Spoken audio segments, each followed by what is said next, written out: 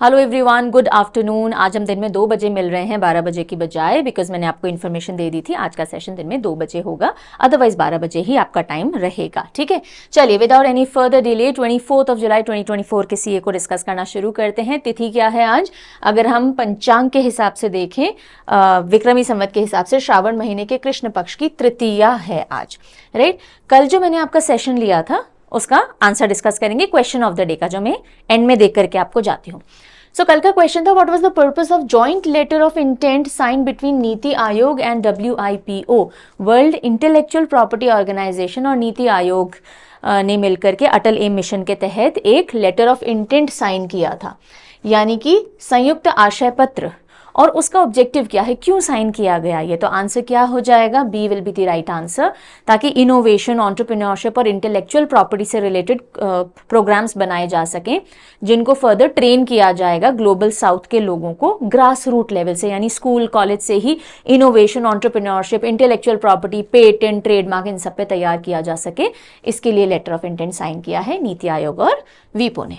ठीक है, चलिए सेशन के दौरान ज्यादा क्वेश्चन मैंने नहीं पूछे थे, 1-2 ही थे। सो अंकित, आज आपका रिस्पांस पिक किया है।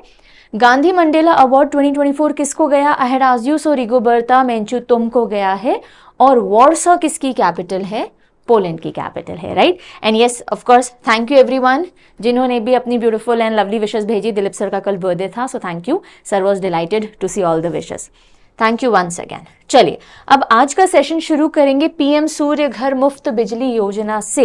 और जिन बच्चों को नहीं पता है, इकोनॉमिक सर्वे का कल मैंने सेशन ले लिया है, इकोनॉमिक सर्वे 23-24 जो अभी रिलीज हुआ था 22 जुलाई को।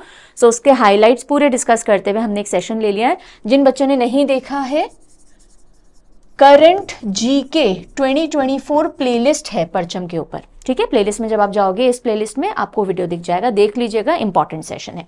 और जो भी आंसर राइटिंग के लिहाज से पूरा डिटेल वीडियो आना है सेम टॉपिक पे, ये हाइलाइट्स थे, सभी एग्जाम के लिए इंपॉर्टेंट। पर आंसर राइटिंग जैसे स्टेट PSC या UPSC अगर आप दोगे, वो सेशन आपका सैटरडे को 4 बजे आएगा। ठीक है, चलिए। सो पीएम सूर्य घर मुफ्त बिजली योजना न्यूज में आई वापस, क्यों आई?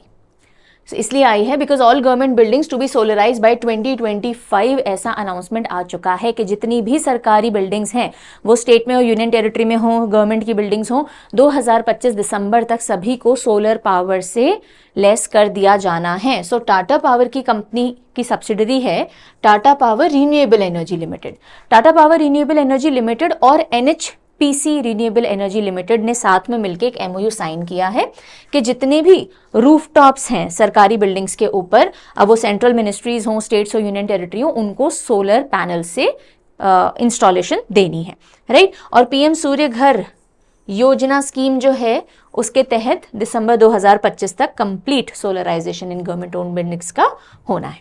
क्या है भाई पीएम सूर्य घर मुफ्त बिजली योजना? जिसके तहत, ये ऐसा स्कीम है जिसके तहत 1 करोड़ घरों की छतों पे सोलर पैनल्स लगाए जाएंगे और 300 यूनिट ऑफ इलेक्ट्रिसिटी फ्री दी जाएगी हर महीने। 78,000 रुपीज तक की सब्सिडी दी जाएगी सोलर पैनल्स लगाने के लिए। और क्यों ऐसा किया जा रहा है? ताकि ऑब्वियसली हम रिन्यूएबल एनर्जी की तरफ मूव करें। ठीक है, सो 300 यूनिट्स फ्री, 75,000 करोड़ रुपीस की अप्रॉक्सीमेट लागत के साथ में पीएम सूर्य घर योजना को लॉन्च किया गया था, राइट। चलिए आगे बढ़ेंगे। अगली खबर आ रही है that nationwide roll out of YouWin portal for tracking routine immunisation expected by the end of August. देखिए, YouWin पोर्टल है, कौन सा पोर्टल? YouWin। कोविन याद है आपको? जब हम कोविड-19 के टाइम में वैक्सीन लगवाते थे तो हमारा जो वैक्सीन का सर्टिफिकेट होता था वो इस पे आ जाता था और फिर हम यहाँ से डाउनलोड कर सकते थे, तो आप कहीं भी जाके सेकंड बूस्टर डोज ले सकते हो। बस वही कॉन्सेप्ट है YouWin का भी। कोविन सिर्फ कोविड-19 वैक्सीन को फोकस करता था और YouWin सारी इम्यूनाइजेशन जो होती हैं माँ की और बच्चे की, उनका एक ट्रैक रखने के लिए है। तो YouWin ऐप जो है या पोर्टल जो है, इसको पायलट प्रोजेक्ट के तौर पे लॉन्च किया गया था। वेस्ट बंगाल छोड़ दीजिए, बाकी सारे स्टेट्स के अंदर किया गया था। अब अगस्त एंड तक ऐसा एक्सपेक्टेड है कि पैन इंडिया कवरेज के साथ में इस YouWin पोर्टल को लॉन्च कर दिया जाएगा। किस काम आता है? इम्यूनाइजेशन का पूरा डेटा रखने के। इम्यूनाइजेशन यानी वैक्सीनेशन। सो पैन इंडिया, पैन मतलब through out, through out India roll out you win portal का बहुत जल्दी होगा और एक्सपेक्टेड है अगस्त एंड तक। ये एक ऑनलाइन पोर्टल है जिससे वैक्सीन मैनेजमेंट किया जाता है बच्चों का और मदर्स का। ओके, और इसमें 6 इयर्स तक के बच्चे जिनको टीकाकरण होता है, जिनका इम्यूनाइजेशन होता है, मदर्स, उनके सारी डिटेल्स आएंगी, जिस भी तरह के टीके लगते हैं, लग गए नहीं लग गए, कब ड्यू है वो भी नोटिफिकेशन पेरेंट्स को मिल जाएगा, जो टीकाकरण हो गया वो रिकॉर्ड उस पर चढ़ जाएगा। सो पेरेंट्स के लिए और गवर्नमेंट बॉडीज के लिए सारा डेटा कंपाइल करने का काम करेगा।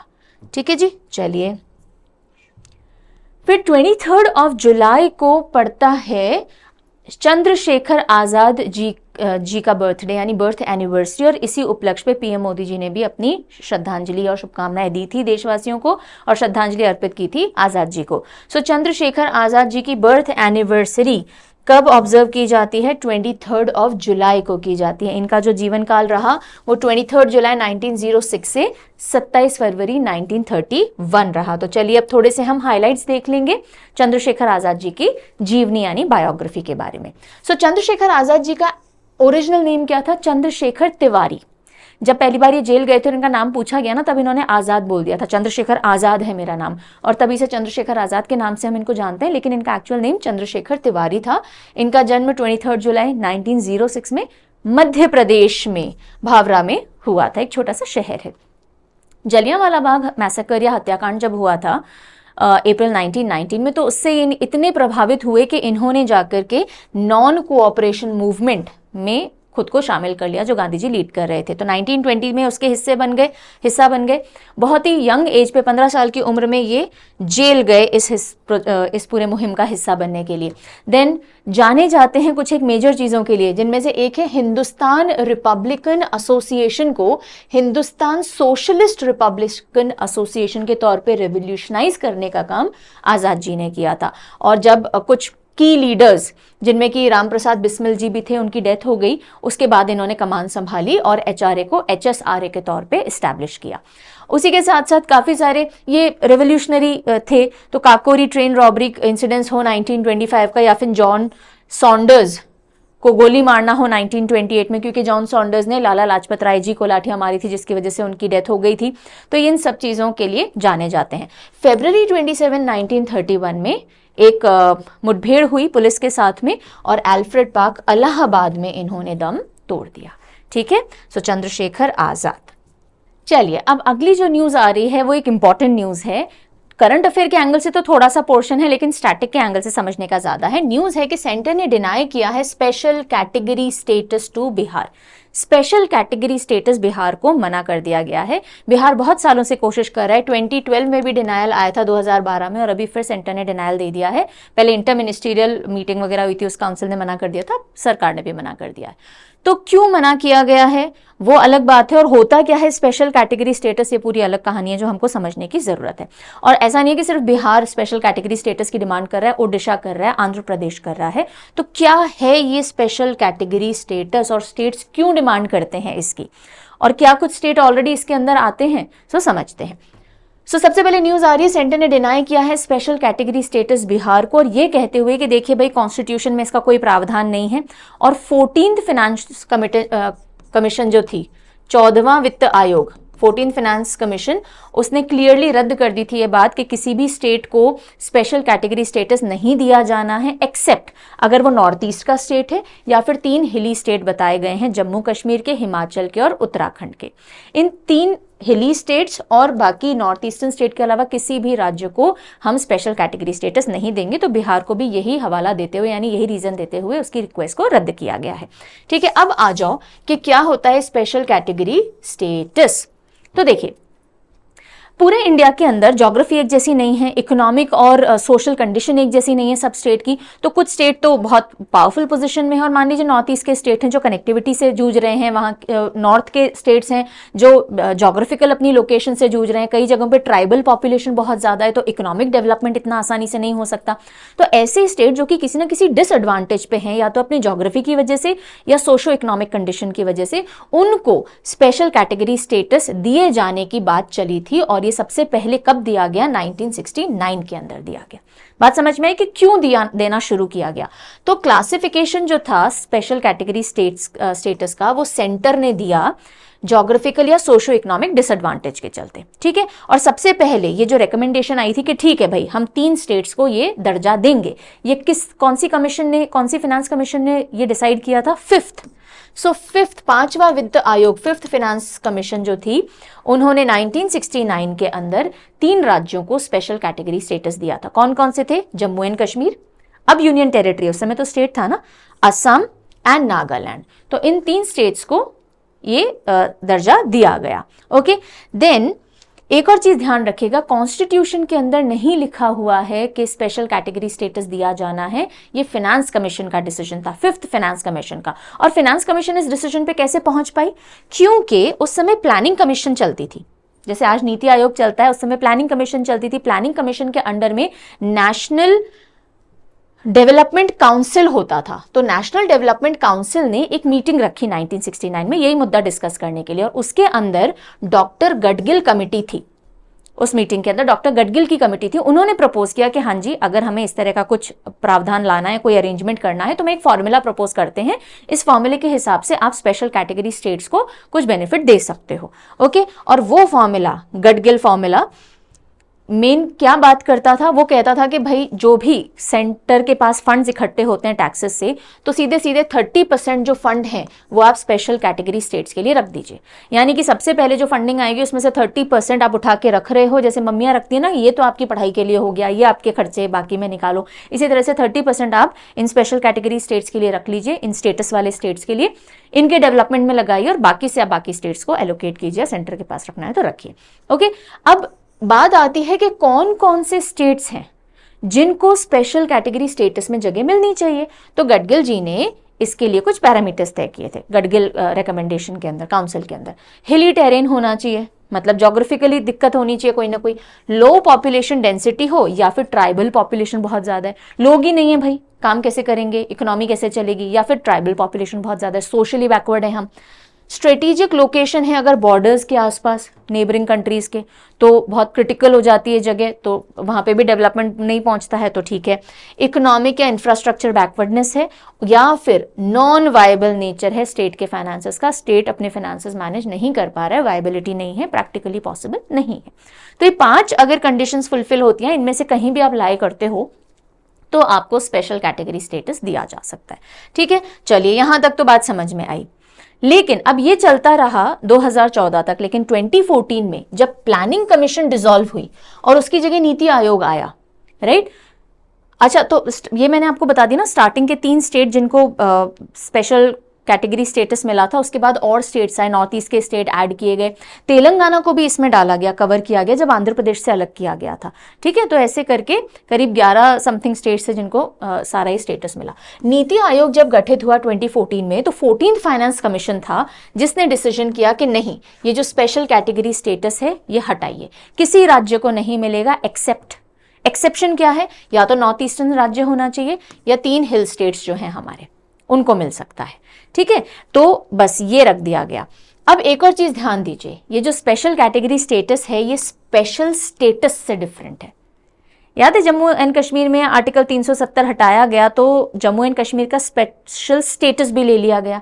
वो स्पेशल स्टेटस किससे डील करता है? वो स्पेशल स्टेटस डील करता है कि आपके पास में लेजिस्लेटिव और पॉलिटिकल राइट हैं, आप अपने स्टेट को अपने तरीके से चला सकते हो पॉलिटिकली और लेजिस्लेटिव लॉ के अंदर। ये होता है स्पेशल स्टेटस। लेकिन स्पेशल कैटेगरी स्टेटस का मतलब सिर्फ और सिर्फ फाइनेंसेस से डील करता हुआ होता है, सिर्फ इकोनॉमिक और फाइनेंशियल एस्पेक्ट। तो स्पेशल कैटेगरी स्टेटस में सिर्फ फाइनेंशियल मदद दी जाती है। देखा, टैक्सेस का 30% रिजर्व करके रख दीजिए, सेंट्रली स्पॉन्सर्ड स्कीम्स आएंगी तो आपको ज्यादा बेनिफिट मिलेगा, अभी मैं समझाती हूँ। और तो जम्मू एंड कश्मीर के पास स्पेशल स्टेटस था आर्टिकल 370 रिपील होने से पहले, अब नहीं है। लेकिन special category status is something else, right, जो कि हिली रीजन की वजह से फाइनेंशियल असिस्टेंस दी जा रही है। अब हम बात करते हैं कि भाई ठीक है, ऐसा क्या है स्पेशल कैटेगरी स्टेटस में कि स्टेट्स पीछे पड़े हुए हैं, हमें दीजिए। तो काफी सारे बेनिफिट्स आते हैं। सबसे पहला बेनिफिट आता है कि सेंटर 90% फंड देता है सेंट्रली स्पॉन्सर्ड स्कीम के अंदर। सेंट्रली स्पॉन्सर्ड स्कीम्स जो होती हैं, जिसमें सरकार की तरफ से नॉर्मली सेंट्रल गवर्नमेंट की तरफ से 60 to 75% फंडिंग जाती है, 40 to 25% स्टेट पैसा लगाता है। लेकिन अगर स्पेशल कैटेगरी स्टेटस वाला स्टेट है तो सेंट्रल फंडिंग 90% हो जाएगी, उस स्टेट को सिर्फ 10% लगाना है। फॉर एग्जाम्पल अगर मिजोरम में सेंट्रली स्पॉन्सर्ड स्कीम जाएगी तो केंद्र सरकार, सेंट्रल गवर्नमेंट 90% फंडिंग देगी, मिजोरम सरकार को 10% ही देनी होगी, समझ गए। लेकिन बाकी स्टेट है, मान लीजिए राजस्थान है, उसमें सेंट्रल गवर्नमेंट 60 to 75 ही देगी, बाकी आपको स्टेट गवर्नमेंट को लेना है, तो स्टेट गवर्नमेंट को पैसे कम लगाने पड़ते हैं। ओके, पहला बेनिफिट ये हो गया। दूसरा, जो पैसा आपने इस फाइनेंशियल ईयर में यूज नहीं किया आप उसको कैरी फॉरवर्ड करके अगले साल यूज कर सकते हो, ये एक स्पेशल होता है। कंसेशंस बहुत सारे मिलते हैं स्पेशल कैटेगरी स्टेट्स को, एक्साइज में, कस्टम में, इनकम टैक्स में, कॉर्पोरेट टैक्स में बहुत कंसेशंस दिए जाते हैं। ओके, देन 30% सेंटर के ग्रॉस बजट का आपके लिए रिजर्व रखा ही जाता है, तो आपके स्टेट का विकास तो होगा ही होगा। ओके, लेकिन अब समस्या क्या है, क्यों नहीं दे रहे हो बिहार को, ऐसा क्या हो गया? क्यों नहीं दे देते हो जो भी स्टेट डिमांड कर रहे हैं? भाई सबसे बड़ी समस्या ये है, बर्डन बहुत पड़ता है ना सेंट्रल फाइनेंसेस के ऊपर, हर एक केस में 90% फंडिंग लेते जाओगे, कैसे चलेगा, राइट? और दूसरा, एक स्टेट को दिया नहीं कि 4 और स्टेट खड़े हो जाएंगे, है ना। ये वही बात हो जाती है कि मैम हमें डिस्काउंट दे दीजिए परचेज में, एक बच्चे को दिया नहीं 4 और बच्चे आते हैं। यहाँ तो चलिए अलग मुद्दा है, थोड़े लेवल पे है, लेकिन नेशनल लेवल पे नहीं हो सकता ना। अगर सिर्फ बिहार को दिया तो आंध्रा भी लाइन में है, ओडिशा भी लाइन में है, सबको कैसे दे देंगे? तो ये कुछ चीजें हैं जो इसके अंदर इन्वॉल्व हैं। Special category status and special status दो अलग बातें, इसको ध्यान रखेंगे। ओके, सो ये था एक बड़ा डिस्कशन का आज टॉपिक, आई होप समझ में आ गया होगा। बिहार को रिजेक्शन मिल गया है कि नहीं जी, आपको नहीं दिया जा सकता। हालांकि बजट के अंदर बहुत बड़ा एक चंक गया है बिहार के पास, जब बजट हाइलाइट्स देखेंगे ना तो बात करेंगे वाई, बिकॉज इस बार गठबंधन की सरकार है। सो आपको आंध्रा सरकार को और बिहार सरकार को खुश रखना ही पड़ेगा, गठबंधन अगर बनाए रखना है एनडीए को, और इसी वजह से इस बार बिहार के पास बहुत बड़ा बजट गया है। तो नेक्स्ट न्यूज पे आते हैं, स्टेट न्यूज में आगे बढ़ेंगे। मिजोरम का जो आइजवॉल है, it is to become the 4th capital in north east India to gain railway connectivity. North east India की कनेक्टिविटी अभी भी अगर आप बाकी एरिया ऑफ इंडिया से देखो तो बहुत वीक है, राइट? लेकिन अब अगर चौथा कोई कैपिटल सिटी है नॉर्थ ईस्ट का जहां तक रेल कनेक्टिविटी पहुंचेगी, तो वो कौन सा बनने जा रहा है? मिजोरम का आइजवॉल। कैपिटल सिटी यानी किसी न किसी नॉर्थ ईस्ट स्टेट की वो राजधानी होगी। सो अगले साल तक, जुलाई 2025 तक यहाँ पे रेल सर्विसेज प्रॉपर पहुंच जाएंगी। Why? Because north east frontier railway जो है वो न्यू ब्रॉड गेज ट्रैक बना रहा है, जो कि आइजोल के पास सैरांग तक पहुंचेगा। इससे पहले अगर आप देखें तो असम में कनेक्टिविटी आ चुकी है गुवाहाटी तक, जो कि कैपिटल के पास में है, दिसपुर के पास में। त्रिपुरा के अगरतला तक कनेक्टिविटी है रेल की। अरुणाचल में नाहरलागुन तक है, जो कि ईटानगर के पास ही, ईटानगर इज द कैपिटल। तो 3 कैपिटल सिटी तक रेल कनेक्टिविटी पहुंची हुई है, और ये चौथी कैपिटल सिटी आइजोल बनने वाली है। 2025 तक ऐसा होगा। और देखिए जरा, जो रेल लाइन कनेक्शन नेटवर्क चल रहा है, बैराबी सैरांग रेलवे प्रोजेक्ट। सो बैराबी सैरांग रेलवे प्रोजेक्ट ये है, यहां से और यहां तक कनेक्टिविटी देगा, और ये आप मिजोरम देख सकते हो, ठीक है, और ये असम आ रहा है ऊपर, right? So Bairabi Sairang railway project 52 kilometre long होने वाला है, मिजोरम के आइजोल को कनेक्ट करेगा, और 2008-9 से इसका काम चालू हो गया था, और अगले साल जुलाई तक फिनिश होने की बात है। नेक्स्ट हम चलते हैं झारखंड पे। हेमंत सोरेन गवर्नमेंट लॉन्च करेगी फाइनेंशियल असिस्टेंस स्कीम विमेन के लिए बहुत ही जल्दी, जिसके अंदर हर महीने उनके खाते में 1000 रुपया दिया जाएगा। सो कौन है सीएम झारखंड के? हेमंत सोरेन जी। उन्होंने अनाउंस किया कि अभी हम एनरोलमेंट ले रहे हैं फीमेल्स का, ताकि उनको फाइनेंशियल असिस्टेंस दी जा सके, 1000 रुपए प्रति माह उनके खाते में डायरेक्ट ट्रांसफर। और इस स्कीम का नाम क्या है?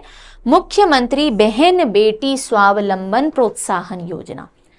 मुख्यमंत्री बहन बेटी Swavalamban Protsahan Yojana is the name of it.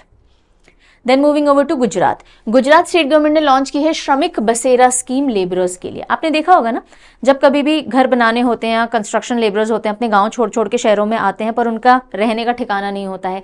Contractor जो होता है, कंस्ट्रक्शन वाले जो होते हैं, उनको थोड़ी सी जगह दे देते हैं या कच्ची सी बस्ती बना के दे देते हैं, ना उनके पास प्रॉपर फैसिलिटीज़ हैं रहने की, ना वॉशरूम वगैरह कुछ होता है। तो एक अच्छा पॉजिटिव स्टेप है जो गुजरात गवर्नमेंट लेने वाली है। गुजरात स्टेट गवर्नमेंट ने लॉन्च किया है श्रमिक बसेरा स्कीम। श्रमिक यानी ये जो लेबर्स होते हैं जो कंस्ट्रक्शन की लाइन में लगे हुए हैं, तो 15,000 कंस्ट्रक्शन वर्कर्स को 5 रुपए प्रति दिन के हिसाब से, 5 रुपये पर डे के हिसाब से रहने का बसेरा दिया जाएगा। और करीब 17 ड्वेलिंग स्ट्रक्चर्स यानी रहने की इमारतें वगैरह बनाई जा रही हैं मेजर सिटीज के अंदर, जैसे अहमदाबाद, गांधीनगर, वडोदरा एंड राजकोट के अंदर। अभी तो 15,000 कंस्ट्रक्शन वर्कर्स को टारगेट किया जा रहा है, लेकिन बहुत ही जल्दी अगले 3 सालों के अंदर करीब 3 लाख वर्कर्स को रहने की व्यवस्था दी जा सके 5 रुपए प्रतिदिन पे, ऐसा काम सरकार लॉन्च कर रही है। Then a very important news, Abhinav Bindra, the ace shooter, right? So Abhinav Bindra has become the first Indian to receive Olympic order. Olympic order जो कि इंटरनेशनल ओलंपिक कमेटी द्वारा दिया जाने वाला हाईएस्ट ऑनर है। तो ओलंपिक ऑर्डर पहले भारतीय जिनको मिलेगा वो बन रहे हैं अभिनव बिंद्रा। ये न्यूज़ अनाउंस हो चुकी है, राइट? और ये आपको दिख रहा है, ये परचम का ही पोस्टर है जो परचम के इंस्टाग्राम पे हमने डिज़ाइन करके डाला है। तो डेली जो इंपॉर्टेंट न्यूज़ होती हैं, डेली क्विजेज आपको परचम के इंस्टाग्राम पे भी मिलती हैं, परचम_क्लासेस। सो अभिनव बिंद्रा अवार्ड दिया जाएगा इनको, प्रेस्टिजियस ओलंपिक ऑर्डर, और कब दिया जाएगा? 10 अगस्त को दिया जाएगा, जब इंटरनेशनल ओलंपिक कमेटी का 142nd सेशन होगा। तो 10 अगस्त को ये रिसीव करेंगे। और जो अभिनव बिंद्रा जी हैं लेजेंडरी शूटर हैं, भारत का पहला इंडिविजुअल ओलंपिक गोल्ड मेडल जो लेकर के आए थे वो यही थे। सो India's first individual Olympic gold medal इन्होंने 2008 में बीजिंग समर गेम्स के अंदर जीता था शूटिंग के फील्ड में, राइट? चलिए नेक्स्ट खबर की तरफ। अच्छा नहीं, अभी इसमें और है, ओलंपिक ऑर्डर अवार्ड क्या होता है। सो इस तरह का ये अवार्ड होता है, ब्यूटीफुल इंडीड। 1975 से इसकी शुरुआत की गई थी। Like I already told you, IOC का सबसे हाईएस्ट अवार्ड है जो दिया जाता है, और अगर आपने सिग्निफिकेंट डिस्टिंग्विश कॉन्ट्रीब्यूशन दिया है ओलंपिक्स में तो दिया जाता है। नेक्स्ट न्यूज के लिए अब थोड़ा सा स्पेस की दुनिया में चलेंगे। यूरोपियन स्पेस एजेंसी ESA, इसने अनाउंस किया है, ये तैयारी कर रहे हैं RAMSES मिशन पे।